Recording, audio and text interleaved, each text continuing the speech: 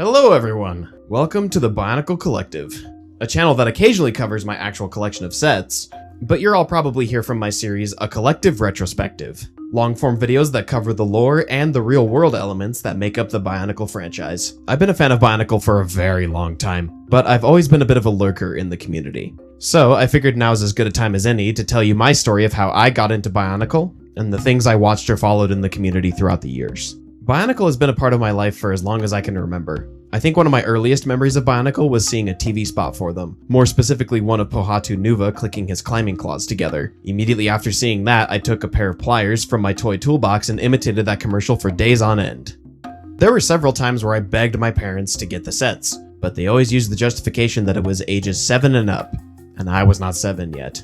But they eventually caved. The first set I ever got was Panrak. Around that same time, my parents had signed me up for the LEGO magazine and I started reading as much of the comics as I could. Christmas of 2003 was a gold mine. I got all 6 Toa Nuva, a couple more Rakshi, and BIONICLE Mask of Light on DVD, and thus began my journey.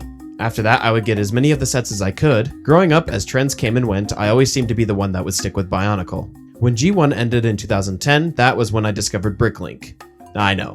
I had mostly bought my missing sets through eBay before that. Once BIONICLE ended, I knew that was a definitive endpoint, and could work my way to getting every set after that. And thus, the BIONICLE Collective began. By 2014, I believe I had about all of the mainline canister sets, the smaller sets, a good portion of the Titan models, and was starting on collectibles and polybags. And then, a trailer was leaked. 2015 gave us a reboot right around the same time I started getting adult money. I saved like crazy and then bought the Toa, Protectors, and the Lord of Skull Spiders pretty much all at the same time, and did the same with the Summer Wave later in the year. I was ready to do the same for the next 2 years. I bought all of the sets for the Summer 2016 wave, and a day later, LEGO announced they were pulling the plug again. I took advantage of another endpoint and refocused my efforts on G1. It was around this time that I met Andre of the BIONICLE Archives. We met up quite a lot, and I bartered some of his spares to fill in the gaps of my own collection. I have him to thank for a good portion of the uncommon stuff in my collection. He just happened to be more consistent in checking secondhand and marketplace bulk bins, and let me know when he came across a good find that would be a spare to him. When LEGO has released new mentionable callbacks to BIONICLE since the cancellation, I've gone out of my way to snag those too. Googly Eye Tahu sits on my desk as a nice little trinket. As of the day this is uploaded, this is what I have in my collection. 252 of the 253 BIONICLE action figures, 99 of the 126 collectible Kanohi masks, 137 of the 144 Krana, excluding the rare metal ones, a pretty large but unknown number of Rakshi Krata, most of the Kanoka discs, most of the Ratuka spinners, and a handful of custom sets just to give it a little extra life. The only action figure I'm missing is set 8998, Toa Matanui. As for the channel name, most of the names that best described a large group were already taken. So, channeling my surface level Star Trek knowledge, I took a page out of the Borg playbook. Before that, I had a couple of throwaway names. The name I used for most of my youth was BIONICLE Master 152319.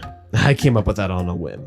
And I threw the numbers in there because BIONICLE Master was already taken, and I was certain I would get a unique number combination that way. Unfortunately, that channel doesn't exist anymore.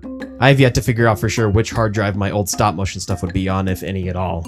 Since I grew up on G1, I grew up on BioTube. I remember watching a lot of this content thinking it was absolute cinema. All of those quaint 144 to 240p YouTube videos of just fellow kids filming their sets and making their imaginations a reality. This list is all of the BioTubers that I could think of that I, for better or worse, watched growing up. It's definitely not all of them, but I'd say it's all the ones that had a lasting impact. BIONICLE is one of those things that's kept me connected to my youth. Most of my best childhood memories were either correlated or directly because of BIONICLE, so the collection is a way to keep the expansive world present in my life. It doesn't take up every waking second, obviously. I am a complex human being, but it's still something very special to me. It's taken a long time for me to realize how much it means to me, and to express that to people who are also interested.